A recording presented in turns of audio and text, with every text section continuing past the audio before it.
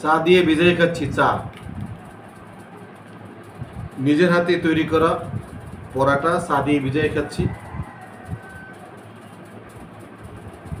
আল্লাহ যদি খাওয়ায় তাহলে খাই,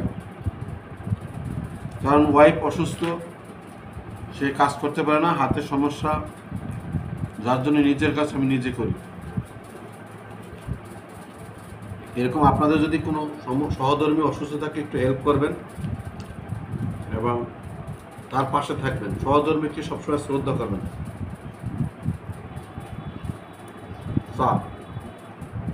অবশ্যই লাইক, কমেন্টস, শেয়ার করে পাশে থাকবেন। এই ভিডিওটা করার একমাত্র উদ্দেশ্যই হলো, ঘরের স্ত্রী যদি অসুস্থ থাকে, মেয়ে বা ছেলে যদি না থাকে, সেই ক্ষেত্রে আপনার করণীয় কি? আশেপাশের লোকজন কিন্তু সহজে আসবে না। কেন আসবে না জানেন? স্বার্থ ছাড়া এই পৃথিবীতে কেউ কাছে আসে না, কেউ ভালোবাসে না। আপনি দিতে পারলে ভালো, না দিতে পারলে ভালো না। তাই নিজের কাজ নিজে করবেন, কষ্ট হইলেও শান্তি পাবেন, কাজে তৃপ্তি আসবে। এই কাজটা আপনি নিজে করবেন, কোনো সমস্যা নেই। লজ্জা শরম কিসের? আমার কাজ আমি করতেছি, বাসার ভিতরে বসে করতেছি, এখানে তো লজ্জার কিছু নেই। আসে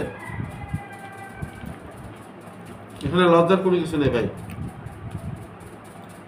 খুব সুন্দর হয়েছে পরাটা, অনেকদিন পরে বানাইলাম। সবসময় রুটি বানাই তো, ওই জন্য আজকে বানাইলাম পরাটা।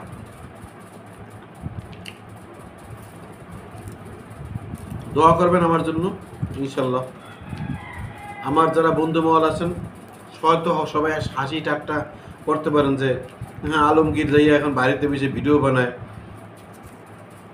আর নাস্তা বানায়, এগুলো ছাড়ে। এরকম সমস্যা আপনারও আসতে পারে। আমার বন্ধু মহলকে বলবো আমি, আমার যারা কলিগ আছেন আমি তাদেরকে বলবো, আমার যারা কলিগ, আমার যারা সহকর্মী আছেন, আমার সাথে চাকরি করছেন, তাদের উদ্দেশ্যে বলছি, তারা যদি এই ভিডিওটা দেখেন অনেকে হাসবে, অনেকে আবার দুঃখ প্রকাশ করবে। যারা ভালো তারা বলবে না, আলমগীর খুব সমস্যায় আছে, আলমগীর ফ্যামিলি অসুস্থ। ঠিক আছে, আমার ওয়াইফ বলে 3বার পরপর 3বার স্টকের রোগী, সে খুবই অসুস্থ। আমি পরে আমি বলবো আপনারা সবাই সবসময় পাশে থাকবেন, পাশে থাকবেন। মানুষের স্ত্রীকে কখনো অবহেলা করবেন না, তাকে কাছে রাখবেন, তার সেবা যত্ন করবেন।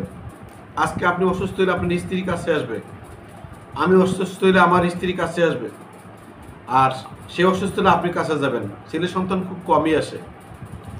রিকোয়েস্ট করছি আপনাদেরকে কখনো অবহেলা করবেন না। ধন্যবাদ, ভালো থাকবেন। আল্লাহ হাফেজ। আসসালামু আলাইকুম ওয়া রাহমাতুল্লাহি ওয়া বারাকাতুহু।